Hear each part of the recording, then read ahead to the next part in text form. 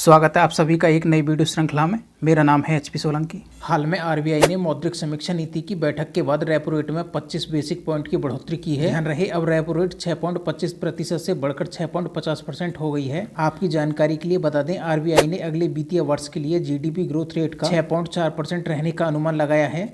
इसके साथ ही 2024 में खुदरा मुद्रास्फीति 5.3% रहने की उम्मीद है। उल्लेखनीय है कि मई 2022 से अब तक 6 बार रेपो रेट बढ़ चुकी है। याद रहे, सेंट्रल बैंक के इस निर्णय से कॉमर्शियल बैंकों से मिलने वाला लोन महंगा हो जाएगा। इसके साथ ही होम लोन, कार लोन और पर्सनल लोन की ईएमआई में भी वृद्धि होगी। इस रेपो रेट वृद्धि से भारत की मुद्रास्फीति को कम करने में सहायता मिलेगी। आपको स्मरण करा दें, मौद्रिक नीति समिति में 6 सदस्य होते हैं, जिसका कार्य मुद्रास्फीति लक्ष्य को प्राप्त करने हेतु नीति दरों को व्यवस्थित करना है। इसका गठन आरबीआई एक्ट 1934 की धारा 45 ZV के तहत होता है। हाल में इसरो ने SSLV D2 रॉकेट को लॉन्च किया है। ध्यान रहे, यह इस रॉकेट का दूसरा संस्करण है। बताते चलें, यह लॉन्चिंग आंध्र प्रदेश के श्री हरिकोटा स्थित सतीश धवन अंतरिक्ष केंद्र से हुई है। इसके साथ ही यह रॉकेट इसरो का 2023 का पहला प्रक्षेपण रहा। दरअसल इस रॉकेट का उद्देश्य माइक्रो और स्मॉल सैटेलाइट मार्केट की डिमांड को पूरा करना है। आपकी जानकारी के लिए बता दें, इस रॉकेट ने 3 सैटेलाइट को 450 किलोमीटर दूर सर्कुलर ऑर्बिट में स्थापित किया है। बता दें, SSLV D2 रॉकेट 134 मीटर लंबा, 2 मीटर व्यास वाला यान है। यह 550 किलोग्राम की सैटेलाइट को लो अर्थ ऑर्बिट में लॉन्च करने में इस्तेमाल होगा। हाल में पीएम मोदी ने Uttar Pradesh global investors summit 2023 का उद्घाटन लखनऊ में किया है। यह 3 दिवसीय सम्मेलन है, जिसका उद्देश्य उत्तर प्रदेश को प्रमुख निवेश स्थान के रूप में प्रदर्शित करना है। आपकी जानकारी के लिए बता दें, समिट के पहले दिन 10 सत्र, दूसरे दिन 13 सत्र और तीसरे दिन 11 सत्रों का आयोजन होगा। जैसा कि आप जानते हैं, यह उत्तर प्रदेश सरकार का वार्षिक निवेश शिखर सम्मेलन है। इस वर्ष इस शिखर सम्मेलन में Netherlands, Denmark, Singapore, Japan, South Korea, Italy और संयुक्त अरब अमीरात के बिजनेसमैन भागीदारी करेंगे। साथ ही अलग अलग देशों के 20 से अधिक केंद्रीय मंत्रियों की भागीदारी भी होगी। इस वर्ष 25 लाख करोड़ रुपए के निवेश के करार होने की उम्मीद है और 2 करोड़ रोजगार के अवसर सृजित होने की संभावना है। भारत के छोटे बड़े 10,000 इन्वेस्टर्स इसमें सम्मिलित होंगे। हाल में क्वाड देशों ने साइबर सिक्योरिटी को मजबूत करने के लिए क्वाड साइबर चैलेंज लॉन्च किया है। बताते चलें, क्वाड देशों ने सभी इंटरनेट यूजरों को इस चैलेंज का हिस्सा बनने और सुरक्षित एवं जिम्मेदार साइबर आदतों को अपनाने के लिए आमंत्रित किया है। इसका उद्देश्य इंडो पैसिफिक क्षेत्र में साइबर सुरक्षा तंत्र को मजबूत करना है। इसके साथ ही यह चैलेंज व्यक्तियों और समुदाय की साइबर सुरक्षा जागरूकता और कार्यवाही को मजबूत करने का प्रयास करता है। आपको अवगत करा दें, क्वाड साइबर चैलेंज शैक्षणिक संस्थाओं, छोटे व्यवसायों और निगमों तथा व्यक्तियों तक सभी उपयोगकर्ताओं के लिए बुनियादी साइबर सुरक्षा जानकारी और प्रशिक्षण सहित संसाधन भी प्रदान करता है। याद रहे, क्वाड समूह में भारत, ऑस्ट्रेलिया, अमेरिका और जापान सम्मिलित हैं। हाल में भारत के साथ आसियान डिजिटल मंत्रियों की बैठक का आयोजन वर्चुअल माध्यम से किया गया है। बताते चलें, यह तीसरी बैठक है जिसकी theme synergy towards a sustainable digital future है। इस बैठक का उद्देश्य सूचना और संचार प्रौद्योगिकी क्षेत्र में भारत आसियान संबंधों को मजबूत करना है। आपकी जानकारी के लिए बता दें, इस बैठक में भारत आसियान डिजिटल कार्य योजना 2023 को मंजूरी दी गई है। इसके साथ ही डिजिटल समावेशन व एकीकरण की भावना से क्षेत्रीय डिजिटल सहयोग को मजबूत करने हेतु प्रासंगिक विभिन्न मुद्दों पर चर्चा की गई। बैठक में वर्तमान ज्वलंत मुद्दों पर भी विचार किया गया है, जिनमें साइबर सुरक्षा में आर्टिफिशियल इंटेलिजेंस का प्रयोग करना, भविष्य के लिए सतत डेटा पर विचार करना तथा परिवहन नेटवर्क को मजबूत करना आदि। याद रहे, आसियान की स्थापना 8 अगस्त 1967 को बैंकॉक घोषणा पत्र के माध्यम से हुई। इसका मुख्यालय जकार्ता, इंडोनेशिया में है। दरअसल इस वर्ष विश्व हिंदी सम्मेलन का आयोजन फिजी में किया जाएगा। इसका उद्घाटन विदेशी मंत्री एस जयशंकर और फिजी के पीएम सितवनी राबुका करेंगे। बता दें, इस वर्ष के सम्मेलन में 50 देशों के प्रतिनिधि शामिल होंगे। याद रहे, यह सम्मेलन का 12वां संस्करण है। वर्ष 2018 में 11वां सम्मेलन मॉरिशस में आयोजित हुआ था। दरअसल इस सम्मेलन के लिए विदेशी मंत्रालय नोडल मंत्रालय के तौर पर कार्य करता है। इस वर्ष इस सम्मेलन की थीम हिंदी पारंपरिक ज्ञान से कृत्रिम बुद्धिमत्ता तक है। आपको स्मरण करा दें, पहला विश्व हिंदी सम्मेलन जनवरी 1975 में नागपुर में आयोजित हुआ था। याद विश्व में बोली जाने वाली भाषाओं में हिंदी का तीसरा स्थान है और राष्ट्रीय हिंदी दिवस 14 सितंबर को मनाया जाता है, जबकि विश्व हिंदी दिवस 10 जनवरी को मनाया जाता है। हाल में भारतीय भूवैज्ञानिक सर्वेक्षण ने भारत में पहली बार जम्मू कश्मीर में लिथियम के भंडार होने का पता लगाया है। आपकी जानकारी के लिए बता दें, यह भारत की पहली महत्वपूर्ण खनिज खोज है, क्योंकि कुछ वर्ष पहले कर्नाटक में केवल एक छोटा सा भंडार खोजा गया था। दरअसल सर्वेक्षण के दौरान जम्मू कश्मीर के रियासी जिले में 5.9 मिलियन टन लिथियम के भंडार होने का अनुमान है। याद रहे, लिथियम एक अलोह धातु है और वर्तमान में इसका उपयोग electric vehicle battery, mobile phone battery, गैर रिचार्जेबल बैटरी, पेसमेकर, खिलौने और घड़ियों में भी किया जा रहा है। लिथियम की विशेषता कम घनत्व, बड़ी मात्रा में ऊर्जा संग्रहित करना और हाई एनर्जी टू वेट रेशे है। बताते चलें, भारत लिथियम को ऑस्ट्रेलिया और अर्जेंटीना से आयात कर रहा है। याद रहे, दक्षिण अमेरिका में अर्जेंटीना, बोलिविया और चिली को संयुक्त रूप से ट्रायंगल ऑफ लिथियम की संज्ञा दी जाती है। वर्तमान में लिथियम के सबसे बड़े उत्पादक ऑस्ट्रेलिया, चिली और चीन है। हाल में केंद्रीय मंत्रिमंडल की बैठक ने लद्दाख में सिकुला सुरंग के निर्माण को मंजूरी दे दी है। बताते चलें, यह सुरंग हिमाचल प्रदेश को लद्दाख की जास्कर घाटी से जोड़ेगी। ध्यान रहे, इस सुरंग को बनाने का उद्देश्य लद्दाख में हर मौसम में बेहतर कनेक्टिविटी प्रदान करना है। इसके साथ ही इस सुरंग से इस क्षेत्र का सर्वांगीण विकास होगा तथा पर्यटन, स्वास्थ्य और शिक्षा क्षेत्र को भी प्रोत्साहन मिलेगा। दरअसल इस सुरंग का निर्माण कार्य दिसंबर 2025 तक पूरा कर लिया जाएगा। यह सुरंग सिकुला दर्रे पर 16,500 फीट की ऊंचाई पर बनाई जा रही है और यह दुनिया की सबसे ऊंची सुरंग होगी। स्मरण रहे, हिमाचल प्रदेश की लाहौल घाटी से जास्कर घाटी तक इसकी लंबाई 4 किलोमीटर है। इस परियोजना की अनुमानित लागत 1680 करोड़ है। इसका निर्माण सीमा सड़क संगठन द्वारा प्रोजेक्ट योजक के तहत किया जा रहा है।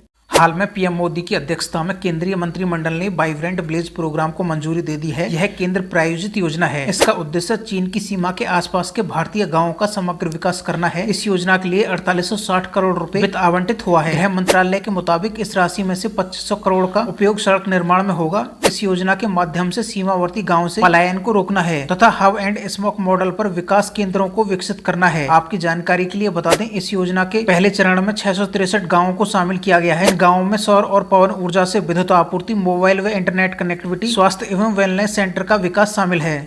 हाल में वुल्फ पुरस्कार 2023 के विजेताओं की घोषणा कर दी गई है। बताते चलें, इसे वैज्ञानिक और कलात्मक उपलब्धियों के लिए दुनिया के सबसे प्रतिष्ठित पुरस्कारों में से एक माना जाता है। आपको अवगत करा दें, कनाडा के टोरंटो विश्वविद्यालय के प्रोफेसर डैनियल ड्रेकर को मेडिसिन क्षेत्र में तंत्रीय और चिकित्सा क्षमता को स्पष्ट करने के लिए मिला है, जबकि मार्टिनस वैन जेनुचेटन को कृषि क्षेत्र जल प्रवाह को समझने और मिट्टी में दूषित परिवहन की भविष्यवाणी करने के लिए मिला है। जबकि रसायन क्षेत्र में 3 वैज्ञानिकों को संयुक्त रूप से चुआन हे, जॉन टी विल्सन, जोरूर कैली को मिला है। इनका योगदान आरएनए और प्रोटीन के कार्यों को और भी अधिक स्पष्ट करना है। आपकी जानकारी के लिए बता दें, वुल्फ पुरस्कारों की शुरुआत 1975 में रिकार्डो वुल्फ द्वारा की गई। हाल में वित्त मंत्रालय ने कहा है कि देश के 5 राज्य ओल्ड पेंशन स्कीम फिर से शुरू करेंगे। इन 5 राज्यों में राजस्थान, छत्तीसगढ़, झारखंड, पंजाब और हिमाचल प्रदेश शामिल है। बताते चलें, इन राज्य सरकारों द्वारा अपने फैसले को पेंशन फंड नियामक और विकास प्राधिकरण को संसूचित कर दिया है। अगर ओल्ड पेंशन स्कीम के बारे में बात करें तो यह योजना सेवानिवृत्त के बाद आजीवन आय का आश्वासन देती है। दरअसल ओल्ड पेंशन स्कीम के तहत कर्मचारियों को पूर्व निर्धारित फॉर्मूले के अनुसार पेंशन मिलती है, जो अंतिम वेतनमान का 50% होती है। साथ ही उन्हें वर्ष में 2 बार महंगाई राहत का लाभ भी दिया जाता है। इस योजना में पेंशन पर होने वाले खर्च को सरकार वहन करती है। बताते चलें, जनरल प्रोविडेंट फंड भारत में सभी सरकारी कर्मचारियों के लिए उपलब्ध है। यह सभी सरकारी कर्मचारियों को अपने वेतन का एक निश्चित प्रतिशत जनरल प्रोविडेंट फंड में योगदान करने की अनुमति देती है। गौरतलब हो कि वर्ष 2004 में इस योजना को बंद कर दिया था।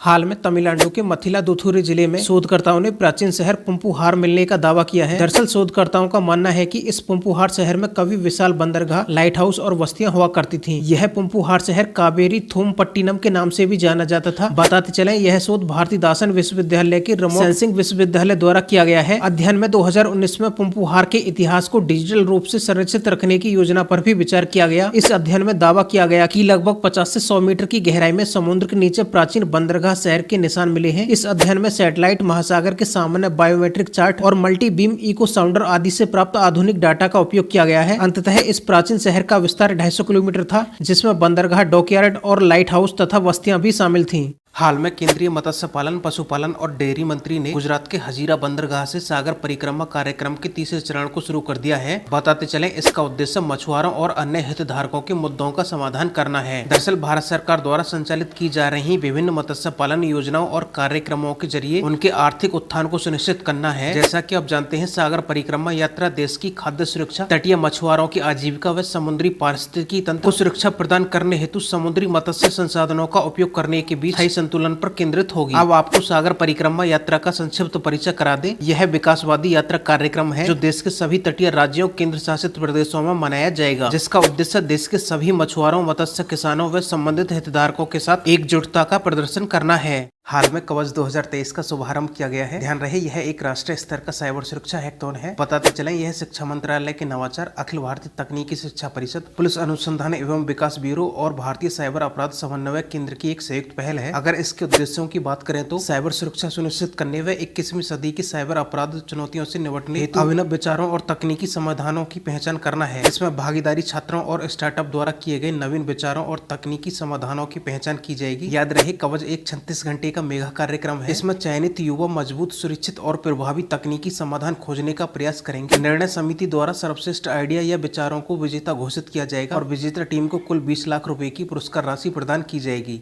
दरअसल उत्तर भारत का पहला परमाणु ऊर्जा संयंत्र हरियाणा के फतेहाबाद जिले में स्थित गोरखपुर में स्थापित हो रहा है। ध्यान रहे, इसकी कुल ऊर्जा उत्पादन क्षमता 2800 मेगावाट है। इसके पहले चरण में 700 मेगावाट क्षमता की 2 इकाइयां वर्ष 2025 तक स्थापित हो जाएंगी। परमाणु ऊर्जा संयंत्र में इस्तेमाल किए जाने वाले प्रेशराइज्ड हैवी वाटर रिएक्टर स्वदेशी डिजाइन किए गए हैं। आपकी जानकारी के लिए बता दें, इस गोरखपुर परमाणु ऊर्जा संयंत्र की आधारशिला 13 जनवरी 2014 को रखी गई। ध्यान रहे, परमाणु ऊर्जा भारत में ऊर्जा का 5वां स्रोत है। सबसे ज्यादा बिजली उत्पादन अवरोही क्रम में कोयला, गैस, जल विद्युत और पवन ऊर्जा है। महाराष्ट्र का तारापुर परमाणु ऊर्जा संयंत्र भारत का पहला परमाणु ऊर्जा प्लांट है।